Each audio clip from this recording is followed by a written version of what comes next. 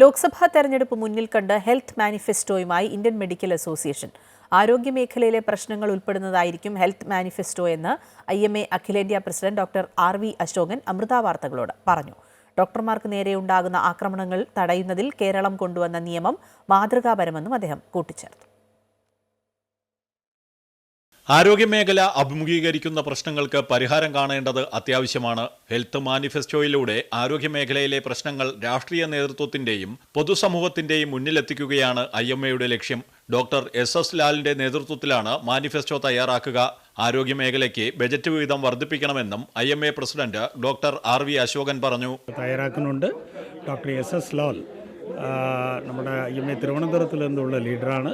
അദ്ദേഹത്തിൻ്റെ നേതൃത്വത്തിലെ ഒരു 200 എക്സ്പേർട്സാണ് അത് തയ്യാറാക്കിക്കൊണ്ടിരിക്കുന്നത്. പാർലമെൻ്ററി ഇലക്ഷൻസിനെ കുറിച്ചാണ് നമ്മൾ ഇത് തയ്യാറാക്കാനുള്ള കാരണം. ഡോക്ടർമാർക്ക് നേരെയുണ്ടാകുന്ന ആക്രമണങ്ങൾ തടയുന്നതിൽ കേരളം കൊണ്ടുവന്ന നിയമം മാതൃകാപരമാണെന്ന് അദ്ദേഹം കൂട്ടിച്ചേർത്തു. ഡോക്ടർ വന്ദനാദാസിൻ്റെ ഒരു മരണം അത് കേരളത്തിന് തന്നെ ഒരു വലിയൊരു ഷോക്കായി. അത് മെഡിക്കൽ പ്രൊഫഷനുക്ക് മാത്രമല്ല, മൊത്ത കേരളവും അന്ന് വളരെ ഇമോഷണലായ ഒരു സാഹചര്യമാണ്. ജുഡീഷ്യറി ഗവൺമെൻറ് മുമ്പോട്ട് വന്ന് അവർ തന്നെയാണ് ആ ഓർഡിനൻസ് പ്രഖ്യാപിക്കുകയും പ്രധാനമായിട്ടുള്ള ഒരു ഡിറ്ററൻറ്റ് ലാ കേരളം മാതൃകാപരമായിട്ട് മറ്റ് സംസ്ഥാനങ്ങൾക്ക് അപേക്ഷിച്ച് നമ്മളുടെ നിയമം വളരെ സ്ട്രിഞ്ചൻ്റായിട്ടുള്ള ലാ കൊണ്ടുവന്നത് കേരള സർക്കാർ. PMJY ഫണ്ട് സർക്കാർ ആശുപത്രികൾക്ക് നേരിട്ട് നൽകണമെന്നും IMA പ്രസിഡന്റ് കേന്ദ്ര സർക്കാരിനോട് ആവശ്യപ്പെട്ടു. സർക്കാർ ആശുപത്രികളിലെ ചികിത്സ ഫ്രീ ആണ്. അപ്പോൾ PMJYയുടെ ഫണ്ട് നമ്മൾ സർക്കാർ ആശുപത്രികൾക്ക് നൽകാൻ സർക്കാർക്ക് PMJY എന്ന് പറയുന്ന ഒരു പദ്ധതി ആവശ്യമില്ല. നേരിട്ട് തന്നെ അവരുടെ സ്വന്തം ആശുപത്രികൾക്ക് അവർക്ക് ഫണ്ട് ലഭിക്കാം.